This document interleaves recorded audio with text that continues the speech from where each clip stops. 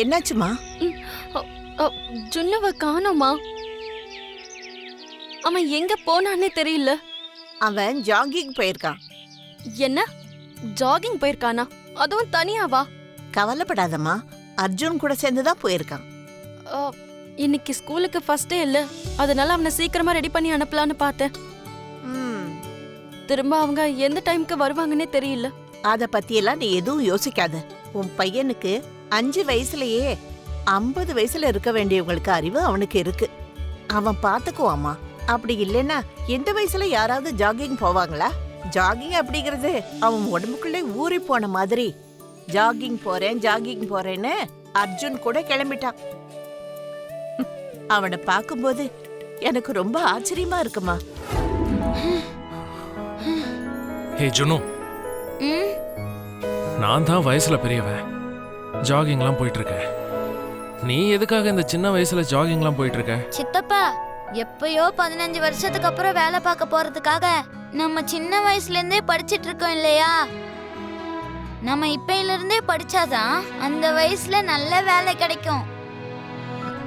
இதுவும் அதே மாதிரிதான். இப்பையில இருந்தே பாடியை கரெக்டா மெயின்டைன் பண்ணிட்டு இருந்தாதான் பெரியவ ஆனதும் ஹெல்த்தியா இருக்க முடியும். ஆமா, நீங்க என்ன யோசிக்கிறீங்க? உன்னை அந்த ஆண்டவன் எந்த மெட்டீரியலை வச்சு தயாரிச்சிருப்பான்னு யோசிச்சுக்கிட்டு இருக்கேன். எதுக்கு? ஏன்னா இந்த சின்ன மூளையில இவ்ளோ பெரிய பெரிய தாட்ஸ் எல்லாம் எப்படிடா வருதுன்னு நான் ஷாக் ஆகி போயிருக்கேன். சரி சரி, நீங்க அப்புறமேட்டு ஷாக் ஆவுங்க. வாங்க, இன்னொரு ரவுண்டு போயிட்டு வரலாம். டேய், இதுக்கு மேல என்னால முடியாது. நான் கூல் டவுன் பண்ணிக்கிட்டு இருக்கேன். நீ வேணும்னா இன்னொரு ரவுண்ட் ஓடிட்டு வா. சரி.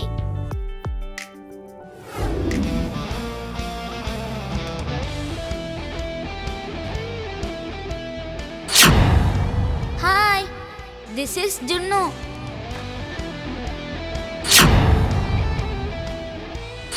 நான் உங்ககிட்ட என் பேர் சொல்லியிருக்கேன்.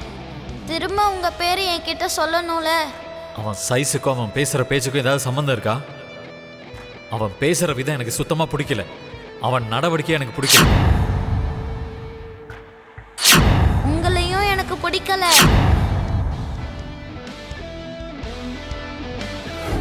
அர்ஜுன், மித்ரா, இங்க பாருங்க அர்ஜுன், பசங்களை எப்படி வளர்க்கணும்னு கொஞ்சம் தெரிஞ்சுக்கோங்க. தேவைப்பட்டா அதுக்கு சம்பந்தமான புக்ஸை கூட கொண்டு வந்து கொடுக்குறேன், படிச்சுக்கோங்க. யாரை எப்படி வளர்க்கணும், யாரை எந்த இடத்துல வைக்கணும்னு எனக்கு நல்லாவே தெரியும். இதை பத்திலாம் என்கிட்ட நீ சொல்ல வேண்டிய அவசியமே இல்லை. சரியா போச்சு. இவனுக்கு இவ்வளோ திமிரு எங்கிருந்து வந்ததுன்னு நினைச்சிட்டு இருந்தேன். உங்ககிட்ட இருந்தா வந்திருக்கு. That is none of your business Mitra. Juno, ஸ்கூலுக்கு டைம் ஆச்சு, வா கிளம்பலாம். உன்னை கல்யாணம் பண்ணிக்கிறதுக்கு மித்ராவும் தயாரா இருக்கணும்ல. தங்கமாவே இருந்தாலும் அதையும் பாலிஷ் பண்ணாத மின்னும் ஆண்டி. அதுவே மண்ல போட்டா அது மின்னாது. இப்ப மித்ரா களிமண்ண மாதிரி இருந்துட்டு இருக்கான். அவன் மனசுல காதல வர வைக்கிறதும் கல்யாணத்து மேல ஆசைய வர வைக்கிறதும் என்னால முடியல ஆண்டி. நீங்க தான் ஏதாவது ஒண்ணு செய்யணும். ஒண்ணு கெஞ்சுறீங்களோ இல்ல பயமுறுத்துறீங்களோ அது உங்க விருப்பம். ஆனா எனக்கும் மித்ராக்கும் எப்படியாவது கல்யாணம் பண்ணி வைங்க. சரி, இத பத்தி நம்ம அப்புறமா பேசலாம். ஆனா மனிஷா இன்னும் அவளுடைய வாழ்க்கையவே வாழ ஆரம்பிக்கல. மித்ராக்காக மனிஷா தினம் தினம் அவனையே நினைச்சு காத்துட்டு இருக்கா. அவளுடைய வாழ்க்கையில கொஞ்சம் கூட சந்தோஷம் இல்ல. வாழ்க்கை பூரா மித்ராக்காக எதிர்பார்த்தே போயிடும் போல இருக்கு. ஒரு தடவை மனிஷாவை பத்தி கொஞ்சம் சீரியஸா யோசிச்சு பாருங்கக்கா. ஆண்டி, மித்ரா ஜாகிங்க முடிச்சுட்டு இப்ப வருவான்ல, நல்ல மூட்ல இருப்பான். ப்ளீஸ் நீங்க அவன்கிட்ட கொஞ்சம் பேசுறீங்களா? இவ்ளோ காலையில நீ அவனை எங்க பார்த்த? ஜாகிங்ல, பார்க் கிட்ட. என்ன, இவ்ளோ சின்ன வயசுல அவன் ஜாகிங் கூட போயிட்டு இருக்கானா? ஜாகிங் மட்டுமா? அவன் கையில காரை கொடுத்தா டிரைவிங்கும் பண்ணிடுவான் போல இருக்கு.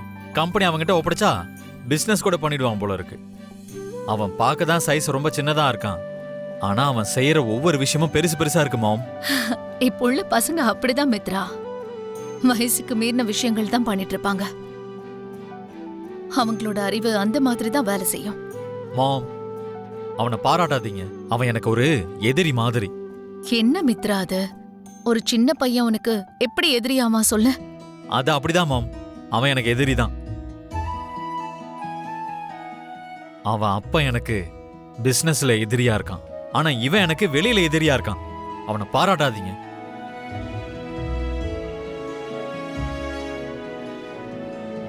கொஞ்சம் கூட வயசுக்கு மரியாதை இல்லாம என்ன இமிட்டேட் பண்றான்.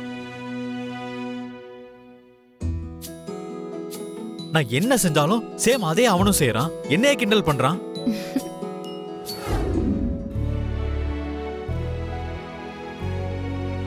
ஜுன்னு, எவ்வளவு நேரம்? ரெடி ஆயிட்டல்ல, கீழே வா. தோ வந்துட்டேன் அம்மா.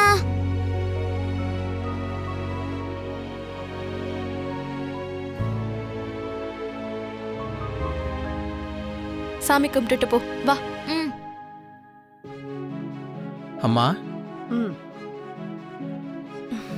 வேண்டிக்கோ.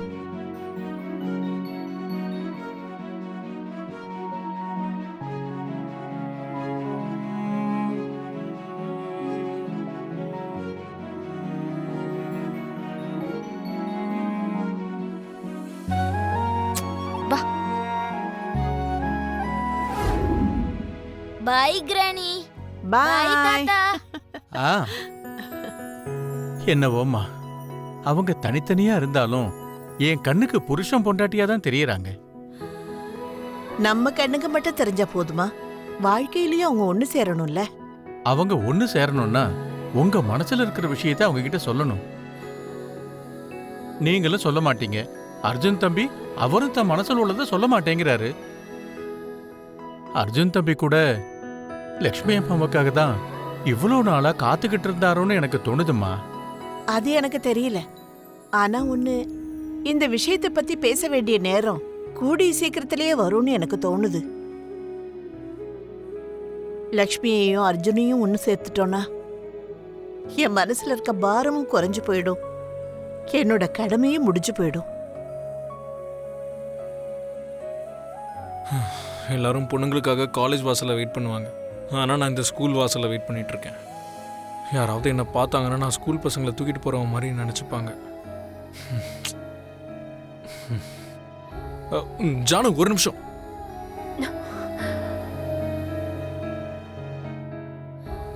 என்ன ஜானு, என்னை பார்த்தும் பார்க்காத மாதிரியே போற. சொந்தக்காரனை கூட யாரோ ஒருத்தனை பார்க்குற மாதிரி கண்டுக்காம போற. சொந்தக்காரனா? எந்த விதத்துல நீ எனக்கு சொந்தம்? அப்படி நீயும் நானும் ஏதாவது ஒரு வகையில சொந்தமா இருக்கோம்னா அது என்னோட அக்காவால தான்.